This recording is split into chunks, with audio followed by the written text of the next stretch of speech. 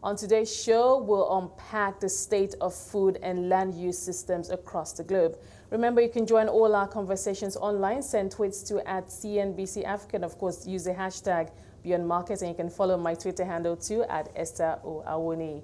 Now, understanding the links between biodiversity, agriculture, health, and climate change go a long way to show how food and land use systems across the world are essential to delivering the Sustainable Development Goals. Jeremy Oppenheim, founder and managing partner at SystemIQ, joins me from Kigali to explore the state of food and land use systems. Jeremy, thank you for taking the time out to join us today. Now, the African Green Revolution Forum for this year is holding in Ethiopia. And of course, the theme of this year's event is Lead, Measure, and Grow. Before we have you speak to this year's theme, I'd like you to just give us a broad sense, picture of the current state of food and land use systems in the world. So we're at a really enormously important time with our food and land use systems across the world. I think over the last decade, we have, in a sense, taken them a little bit for granted. There's been, broadly speaking, enough food around in most countries, and in fact, food has become cheaper over the last decade. The challenge that we now face is to really think about these systems in a very different way. And the reason that it has become so important is a combination of factors. One is that we continue to have very rapid population growth in a number of parts of the world, not least, of course, in Africa. The second is that we do find ourselves with this astonishing combination of, on the one hand, there are over 800 million people who are still undernourished in one form or another. And in sub-Saharan Africa, 1 in 4 children suffers from stunting. So we have a real issue in terms of undernourishment. And on the other hand, we have a parallel growing crisis of overnourishment, with well over 1 billion people now measured as obese or overweight. So we have something that's not working in terms of how we feed people, both under and over nourishing people. And then we have a profound challenge in terms of the environment. And the reason that we have been so successful in terms of supplying food and actually driving down its real cost is that we've done that at the expense of Mother Nature. And that expense comes in a number of different ways. Partly it comes through continued deforestation in many parts of the world. Partly it comes through excess use of water almost everywhere. Partly it comes through depleting the soils that are critical for the health and quality of plant growth and crop nutrition. And so what we've done is that we've built a system for growing food that has scaled dramatically and has had some real benefits in terms of ensuring that we broadly in aggregate meet the need for food across the world. But we've done so at the expense of health, we've done so at the expense of nature, and we've done so actually at the expense of smallholder farmers across the world. And if you look at where the incidence of poverty is across the global economy, you will find a very high proportion, not all of it, but a very high proportion of poverty sits in the countryside. So the challenge that we now have is to build on the platform that exists, but to do something very, very profound, which is to change the approach to food and land use systems in a way that we improve the nutritional outcomes dramatically. We improve the environmental outcomes in a very deep way, and we do so in a way that leads to much greater rural prosperity, and in particular for smallholders, and in particular, of course, that is a group of over 30 million farmers and their households who are central to the rural economy in Africa. Good. Now, Jeremy, this year's theme for the African Green Revolution Forum is running under the theme Lead, Measure, Grow, and you're also attending. Talk to us about what your expectations are in terms of the kinds of conversations that are going to be had at this year's theme, at this year's conference forum rather, and your expectations in terms of what the outcomes will be?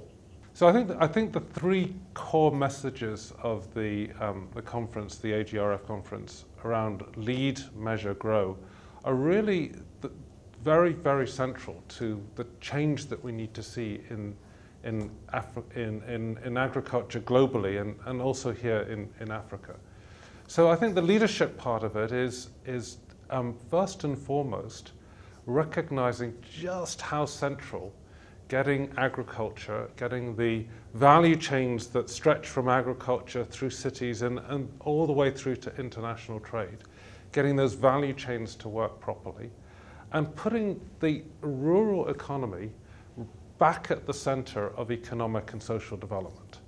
I mean, there has been a tendency, and it is certainly not restricted to Africa, it is a global tendency, to channel resources, to channel attention towards cities, towards the industrial economy, towards the knowledge-based economy, and somehow to leave agriculture behind. And that has to change fundamentally. And all the things that we get excited about with the fourth industrial revolution and all sorts of forms of innovation, from big data to digital to artificial intelligence to different ways of, if you will, using biogenetics to improve the underlying quality of crops and other kind of biological processes. All of those can be applied in Africa and can make and can be applied in agriculture and can make an absolutely stunning difference. So we're on the cusp of a potential revolution in agriculture, but we have to seize it. So I think that's the leadership part.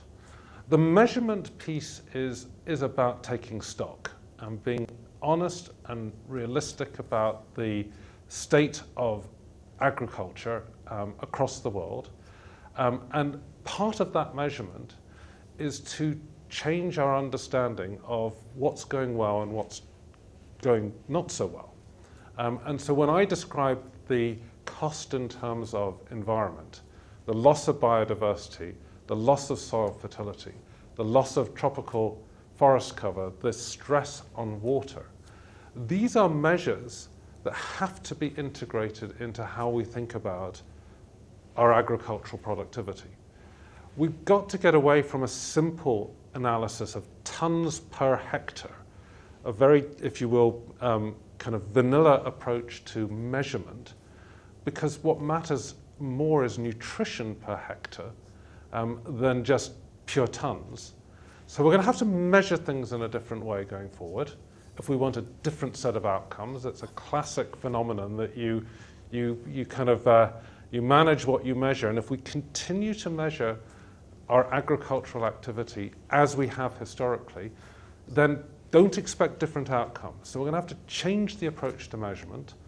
And then all of that, I think, can enable a different, if you will, quality of growth. So this is not just about quantity of growth, but it's about quality of growth.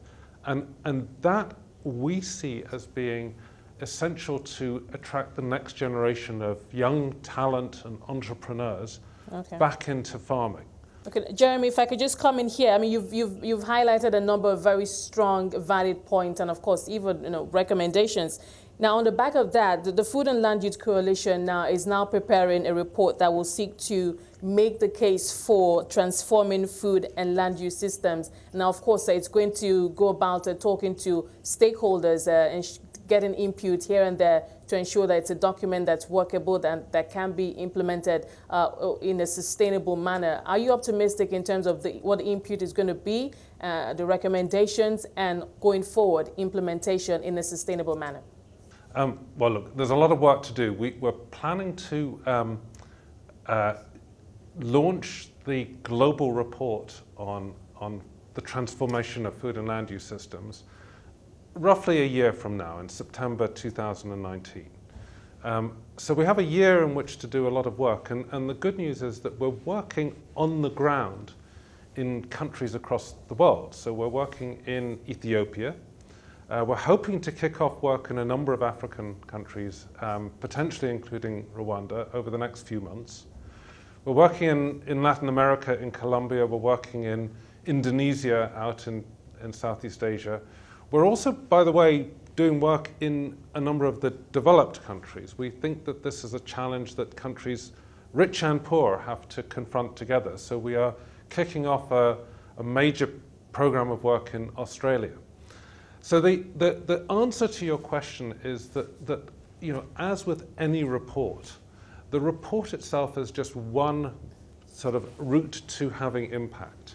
What matters to us at least as much is that we're doing work on the ground, we're doing work in each of these countries, and our hope is that over the next year we will, by the time this report gets launched, be working in 15 or so countries across the world. And in each case, the absolute key is to anchor the work that we're doing in stakeholders that have a real commitment to driving change in their own country. And those stakeholders have to embrace farmers, they have to embrace and include consumers. We need to get the private sector, the larger private sector players involved as well. We need to get the right input from the scientific and from the policy-making community. And we have to bring together a series of different tribes. So on the one hand, we need the agricultural and farming community to really get stuck in with us on the opportunity for deep, powerful change. We need consumer groups and health groups to get stuck in on the opportunity to transform and dramatically improve nutritional outcomes. That sits at the heart of any change program that I've seen, is getting consumers really engaged in it. So the real answer to your question is the work on the ground that creates the conditions for deep change, supported by, we hope, a great and exciting and compelling global narrative, will, we believe, be the basis for what will have to be a long-term, multi-year program of change.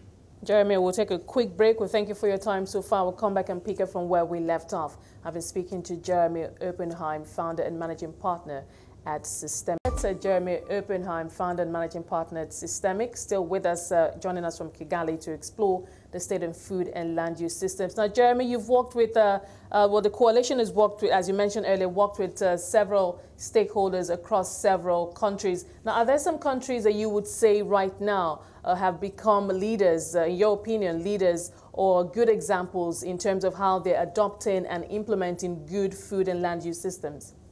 So look, I think the really honest answer to your question is that every single country has some real work to do. And that includes the United Kingdom, which has a huge amount of work to do to get its food and land use systems into shape.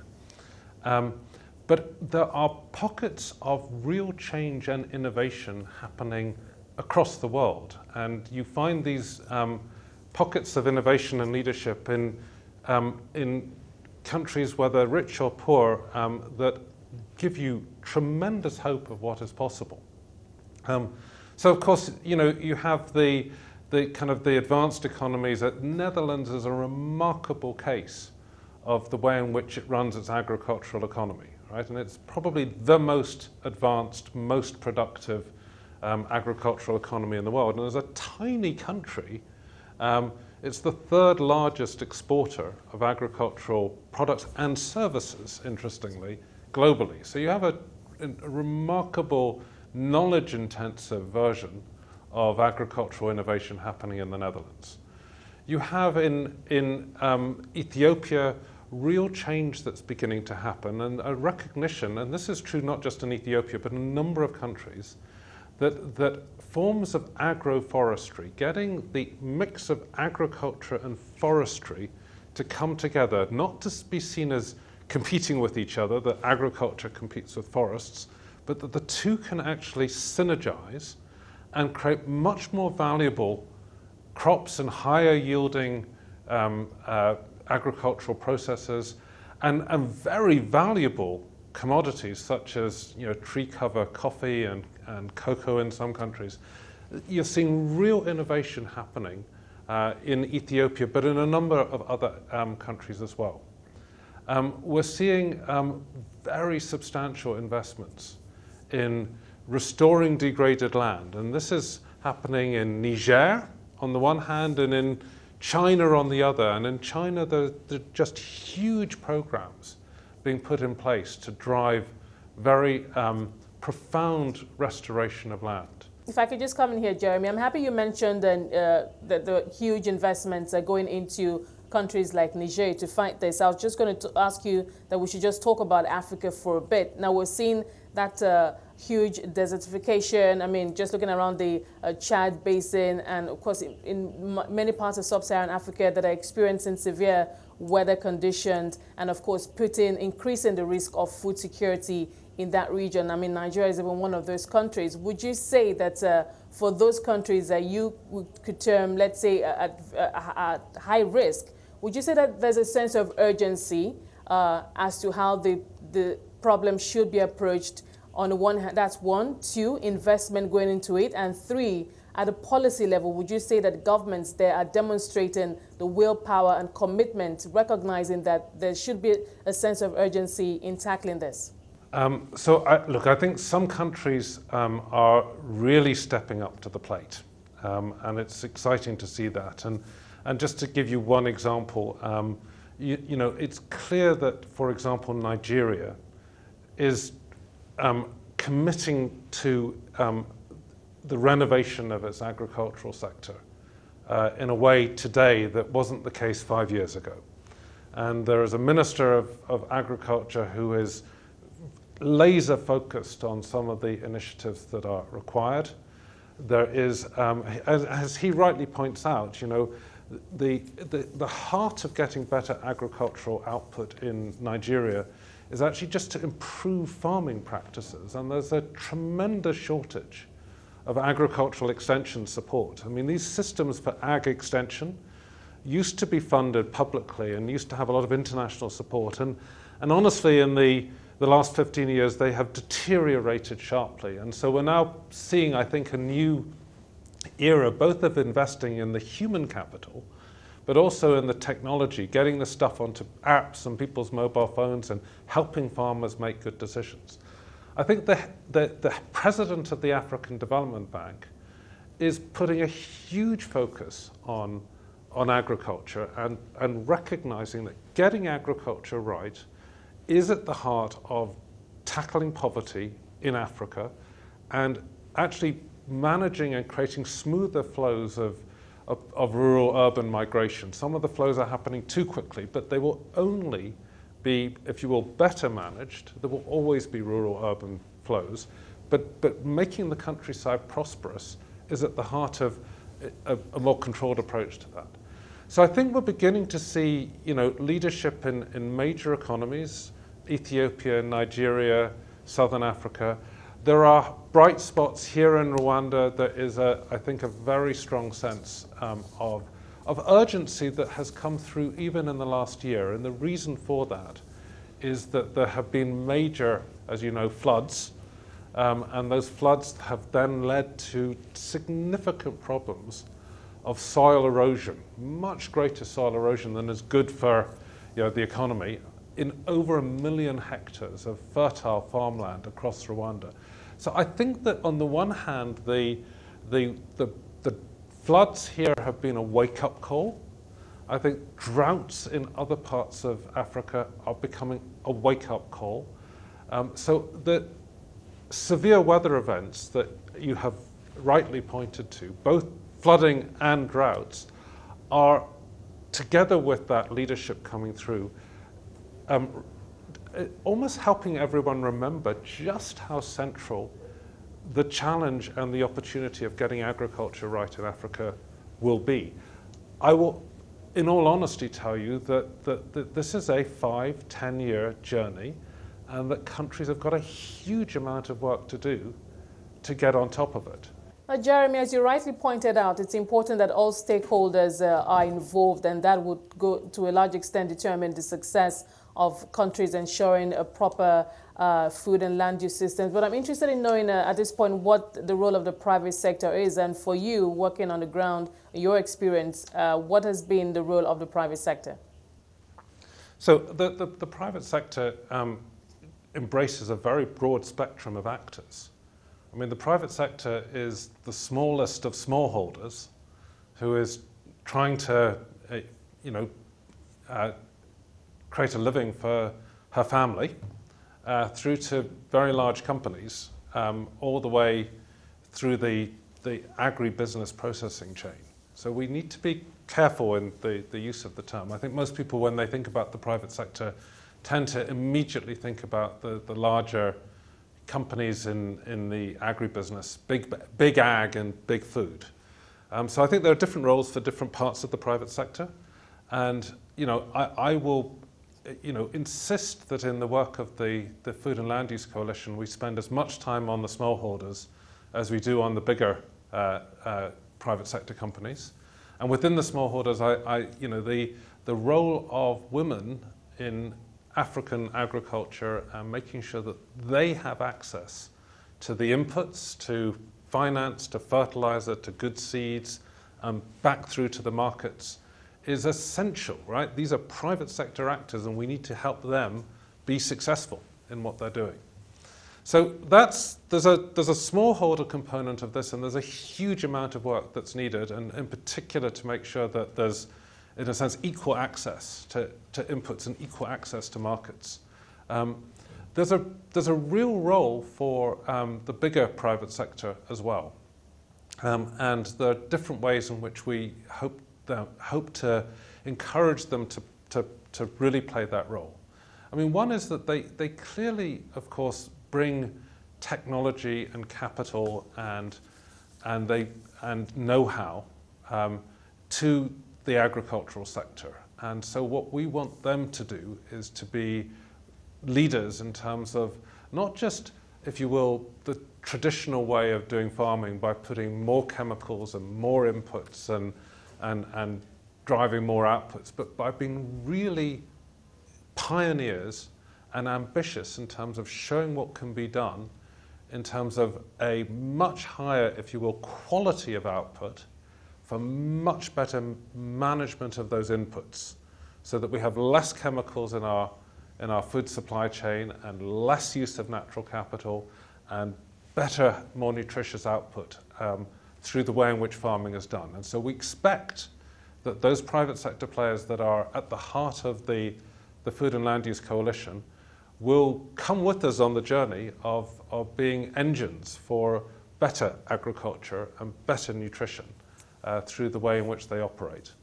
There's one other thing that I think that the big guys need to do, and that will be to help make sure that the link between domestic production and international markets is a good one, and is one that protects everybody through the supply chain, and make sure that the African agricultural economy is intelligently integrated into global systems and global supply chains in both directions, both coming into Africa, but also as African productivity and agricultural performance improves. We hope also making African products absolutely world-class, highest quality, highest value, including processing value, into the international markets. Right, Jeremy, we're going to have to leave it there. Thank you so much for your time today, helping us unpack the current state of food and land use systems, and of course what's also being done to improve it going forward. I've been speaking to Jeremy Oppenheim, founder and managing partner at SystemIQ. That's our show for today. Thank you so much for being a part of it. You can watch all previous episodes of the show on our website, cnbcafrica.com. You can also stay engaged with the hashtag Beyond Market, and you can follow my Twitter handle too at Esther O. Awoni. From myself and the rest of the team, thank you for watching and have a wonderful evening.